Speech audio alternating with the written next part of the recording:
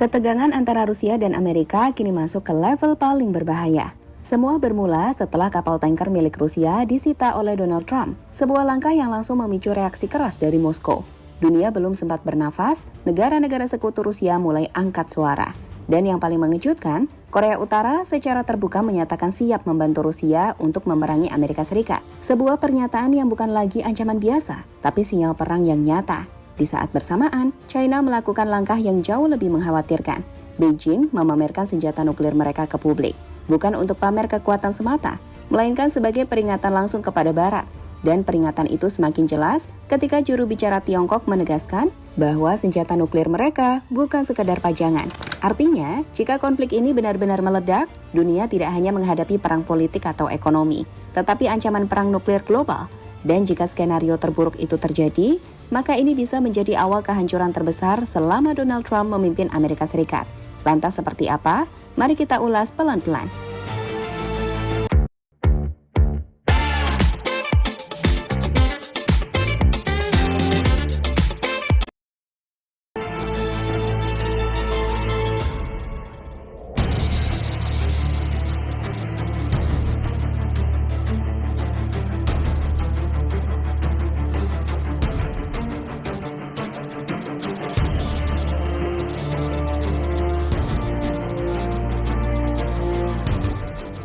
Seperti kita tahu, kalau pada 7 Januari 2026, pasukan Amerika Serikat termasuk Coast Guard dan militer khusus menyita kapal tanker bernama Bella One yang kemudian berganti nama menjadi Marinera di Atlantik Utara sekitar 190 mil setelah Islandia.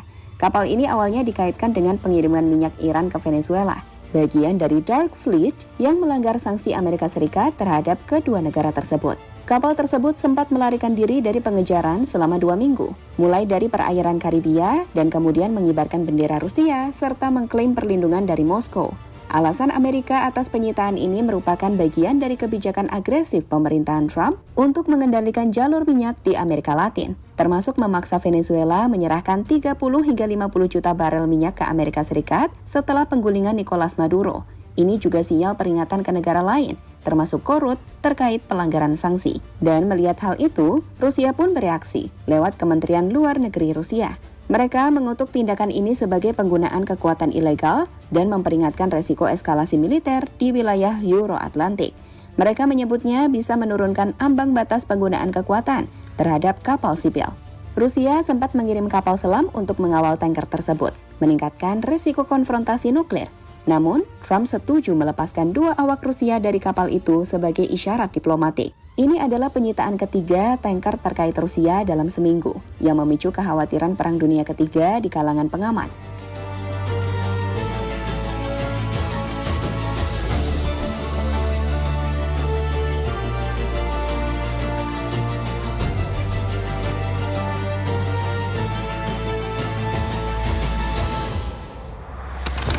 Lebih lanjut, melihat ketegangan antara Rusia dan Amerika, terutama setelah kapal tanker milik Rusia disita oleh Trump, membuat negara-negara sekutu bereaksi. Salah satunya dari Korea Utara yang siap membantu Rusia untuk memerangi Amerika. Tepat pada 8 Januari 2026, Kim Jong-un mengirim surat ke Vladimir Putin menyatakan dukungan tanpa syarat dan permanen untuk semua kebijakan Rusia. Ia menyebut siap selalu bersama Rusia. Kim juga memuji pasukan Korut yang bertempur di Ukraina sebagai bagian dari aliansi tak terkalahkan dengan Rusia. Bahkan terbaru, Korea Utara tampak memamerkan senjata-senjata mereka di depan publik, seolah ingin menunjukkan kepada Amerika jika mereka selalu siap jika dibutuhkan oleh Rusia.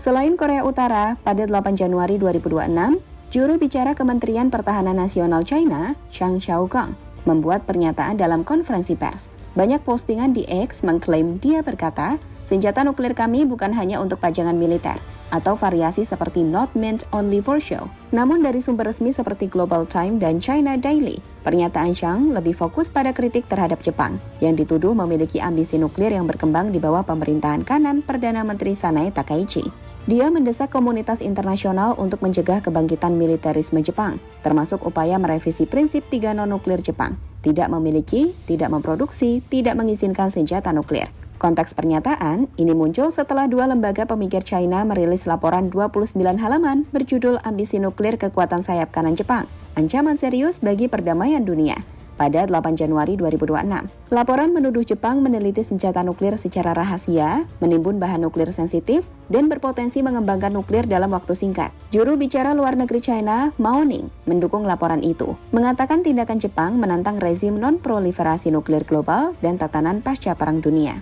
Meski pernyataan resmi lebih ke Jepang, yaitu Sekutu Amerika Serikat, ini bisa dilihat sebagai peringatan tidak langsung ke Barat, terutama Amerika Serikat. Di tengah eskalasi seperti penyitaan tanker Rusia dan intervensi Amerika Serikat di Venezuela, China melihat ini sebagai upaya Amerika Serikat memproyeksikan kekuatan, dan pernyataan nuklir bisa jadi sinyal bahwa China siap merespon jika ketegangan meluas ke Indo-Pasifik, seperti Taiwan atau Laut China Selatan.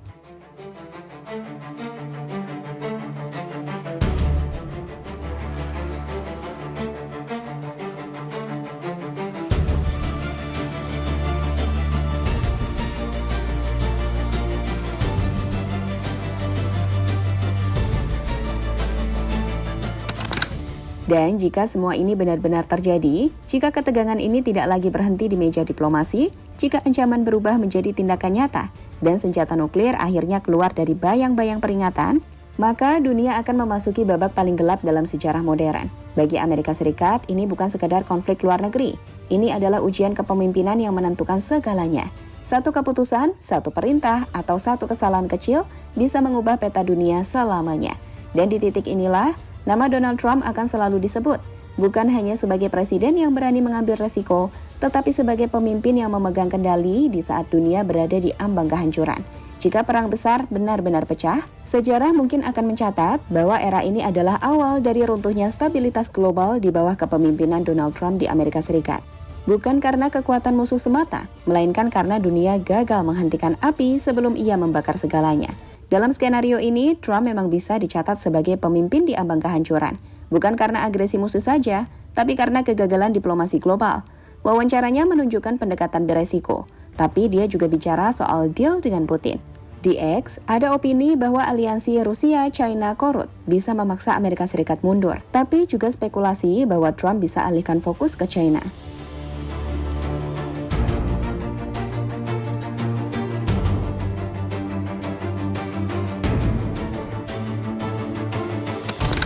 Pada akhirnya, semua ketegangan ini menunjukkan satu hal penting. Dunia saat ini tidak sedang baik-baik saja. Konflik antara Rusia dan Amerika, dukungan terbuka dari Korea Utara, serta sikap China yang mulai berbicara dengan bahasa nuklir, bukan lagi sekedar manuver politik biasa.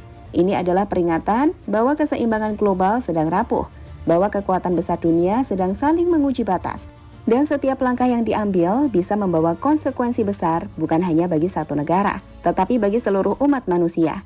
Jika para pemimpin gagal menahan ego dan ambisi, maka harga yang harus dibayar bukan hanya kekuasaan, melainkan masa depan dunia itu sendiri. Kini semuanya bergantung pada satu hal, apakah dunia memilih jalan diplomasi atau justru melangkah menuju konflik yang tak bisa dihentikan.